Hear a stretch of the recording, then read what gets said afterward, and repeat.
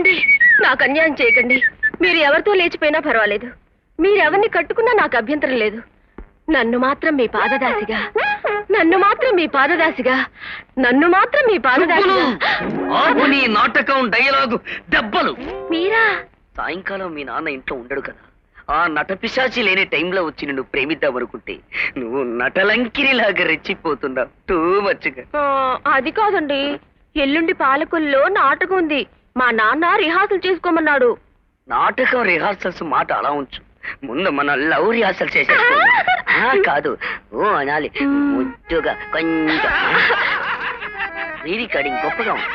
Re recording కాదు, మా నాన్న. మా నాన్న చూస్తున్నాడు.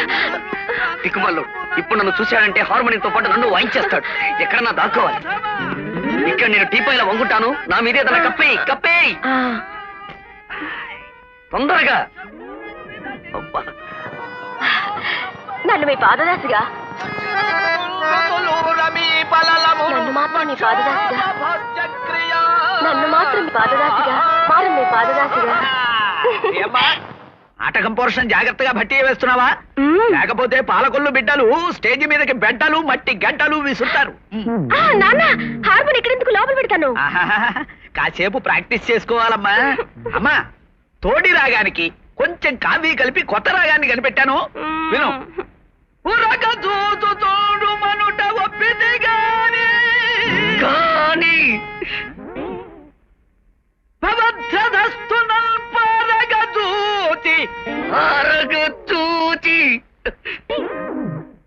ఇదేమిటమ్మా, నేను హార్మోనీ రీడ్స్ మనిషి గాత్రం వినిపిస్తుంది. అదా, నువ్వు కొత్తగా రాగం కనిపెట్టావని మురిసిపోయి పక్కింటి వాళ్ళందరూ పాడుతున్నారు నాన్న. నిజమే. ఇక్కడ బల్లుండాలి. అదే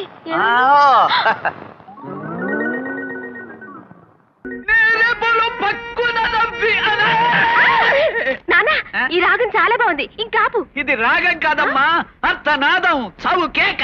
అయినా బల్లలు గిల్లడం ఎప్పటి నుంచి మొదలెట్టినాయి. కాబోయే అల్లుడు నీదట గిల్లుడు. అమ్మాయి కోసం వచ్చి నేను రావడం చూసి బల్లలు కుర్చీలు వేషం వేసే. రేపు మా నాటకంలో పోషాడం వేషం ఉంది, వేసి పెడతావా?